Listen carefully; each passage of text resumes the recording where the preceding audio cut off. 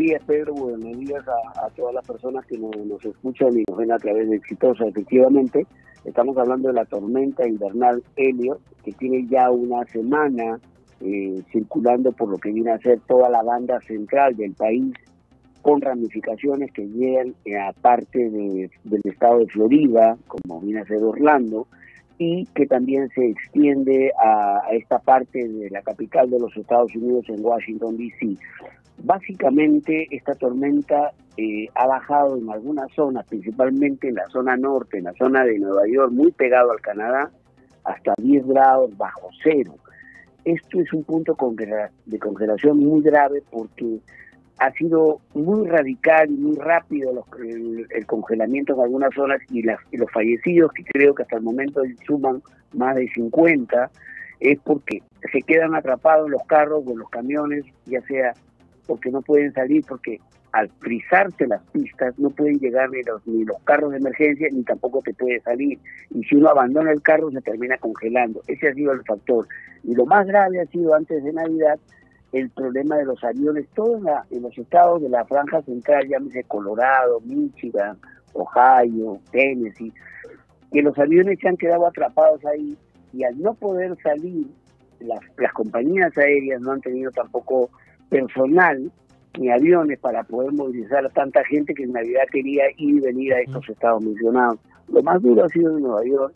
Todavía están rescatando personas de los autos, lo han tenido que hacer en algunas zonas en helicóptero, y eso pues nos grafica la magnitud del problema, lo cual también vuelve a revivir el tema del cambio climático. Así eso es lo que está ocurriendo. Ahora, el otro caso está en la frontera, que viene desde la zona de parte de México y el centro del país, que también llega a la parte de Texas, donde hay miles de inmigrantes indocumentados que están pugnando por ingresar a Estados Unidos al lado del río Bravo, y son zonas donde estamos en 5 y 7 grados bajo cero.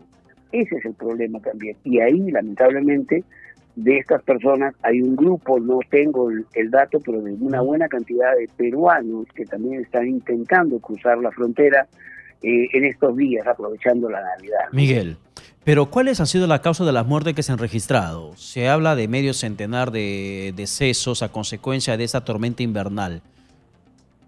Bueno, básicamente tienes que entender que algunas personas por accidentes de tránsito, otras personas que decidieron esperar en los autos que vinieran y limpiaran las autopistas para poder transitar, porque la nieve tenía medio metro o se había frizado, entonces los carros patinan. Y en esa espera, como no llegó la ayuda a tiempo, perdieron la vida. Ahora hay personas mayores que se movilizan, que tienen que tomar sus medicamentos, y bueno, muchos factores, pero básicamente es el frío. Y el frío en algunas casas también pasa con las personas mayores. No nos olvidemos que en esta zona central del país vive la mayoría de personas que ya están retiradas. En los Estados Unidos hablamos de un promedio de 70 años para arriba. Entonces esas personas sí tienen problemas cuando no pueden movilizarse o no les pueden prestar ayuda, ¿no? Lamentablemente el frío es tan intenso. Aquí estamos en este instante que yo estoy hablando con ustedes a 1 grado bajo cero. Eso todavía está manejable. Imaginemos que estuviera a 10 una persona terrible, mayor y que necesita atención médica, ¿no? Muy terrible, pero además cuéntanos un poco sobre la información respecto a que esta tormenta también ha derribado líneas eléctricas a consecuencia de los fuertes vientos que se han registrado. Claro, correcto. Aquí pasa otro factor, que los cables que usualmente nosotros vemos también en la zona central del país, para las personas que de repente no conocen esta zona de Estados Unidos, son zonas rurales, por lo tanto, mucho del tendido eléctrico va por vía aérea, igual que en nuestros países, que en el Perú o en otros países de Centroamérica. Entonces, ¿qué ocurre? Al frizarse el cable, se vuelve como si fuese una línea helada, por decirlo, un marciano. Y en el punto más débil, cuando los vientos que han estado sobre los 15 kilómetros, y en algunos casos hasta 20 kilómetros por hora, se quiebran. Y al quebrarse ya empezamos en cadena, por el peso que tienen ya los cables, más el hielo adosado, una desconexión automática en serie. Entonces, sumemos a eso que los carros que pueden reparar esas líneas telefónicas no tienen el acceso limpio para poder llegar a la zona donde se rompieron los cables, eso produce que a casi 200 millones de personas en Estados Unidos se han visto afectados por algún tipo de interrupción eléctrica y de libre tránsito. ¿Cuáles son las proyecciones climatológicas respecto a esta bomba ciclónica, como también se ha calificado esa tormenta, Miguel?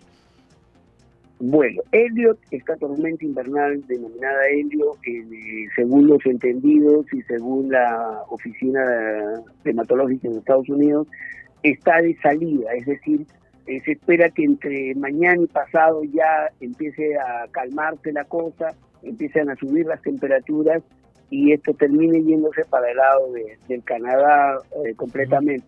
Ahora, eso no significa que en las próximas semanas, en los próximos días se genere una nueva tormenta. Este comportamiento irregular del clima, lo decía hace unos instantes, responde, según los expertos, a lo que viene a ser el cambio climático, ¿no? Esos cambios muy radicales de temperatura, y eso es una preocupación que ha llegado incluso a la Casa Blanca, y por eso tú decías muy bien que el presidente Biden había pedido a la población que tenga mucho cuidado y que se cuiden, porque esto es algo que se volvió en este instante y en este caso en algunas zonas inmanejable para la seguridad de los habitantes. Claro, ¿y cuál es el nivel de respuesta de los hospitales en estos momentos en Estados Unidos?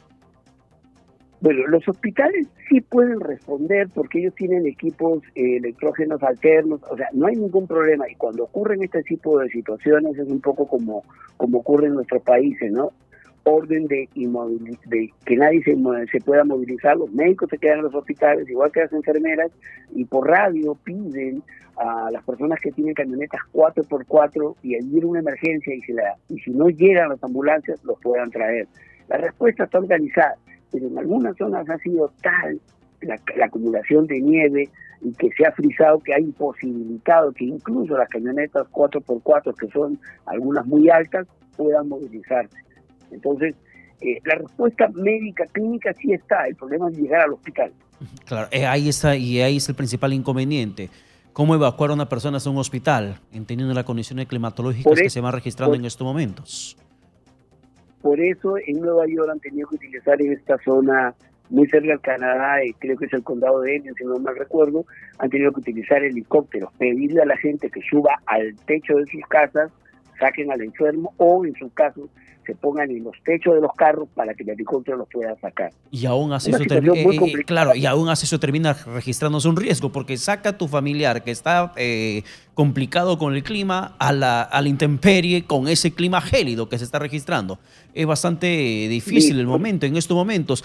Ahora, nos mencionaste que de 50 muertos, esto hasta el cierre de la información, entiendo, del día de ayer, pero ¿se actualizó esta data de decesos en las últimas horas, Miguel? Todavía el dato oficial no está, pero por ejemplo, acabo de leer que creo que han encontrado en un carro a 4 personas más fallecidas, pues esperando ayuda y se congelaron. Y no te olvides que cuando empieza el problema de la congelación, la gente empieza a sentir sueño y te quedas dormido y bueno, todo empieza, como dice, a complicarse y hay un paro cardíaco. Ese es el problema. O sea, habrían 4 personas más, pero habría que ver, Estados Unidos es un país muy grande, ¿no? Y esta zona, estamos hablando de 200 millones de personas afectadas, quieren revisar casas por casas. Este problema está focalizado básicamente, como te decía, en el centro del país, y son zonas rurales, es decir, zonas donde a veces puedes encontrar 50, 60 casas y 2 kilómetros, 3 kilómetros puedes encontrar 5 casas y la policía tiene que revisar ahora esa zona, ¿no? Porque ya está teniendo acceso, pero esperemos que no crezca mucho el número porque son vidas humanas valiosas, sean mayores o sean personas en actividad que el país y su familia lo necesitan. Una pregunta final, Miguel, por favor, para acabar con este reporte importantísimo que nos alcanzas desde Estados Unidos. ¿Qué implica esta emergencia decretada por el gobierno de Joe Biden? Implica 3 cosas, que cada vez que ocurre esta situación se activa el sistema de emergencia. Eso significa desembolso de dinero. Podremos escuchar o ver en las noticias también que dice se desplegó la Guardia Nacional. La Guardia Nacional significa que no es el ejército, sino son militares que no están en actividad, que son convocados, pero eso significa un desembolso de dinero, de salarios, de equipo, de movilizar una serie de situaciones, de armar carpas, de improvisar campamentos para sacar a las personas.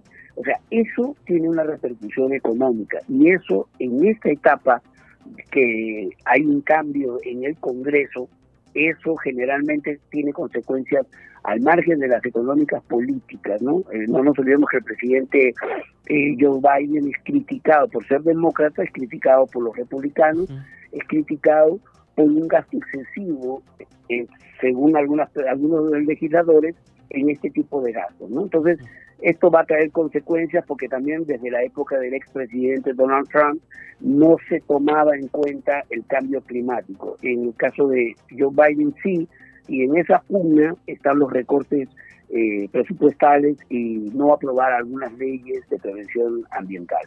Miguel, muchas gracias por la comunicación alcanzada desde Estados Unidos.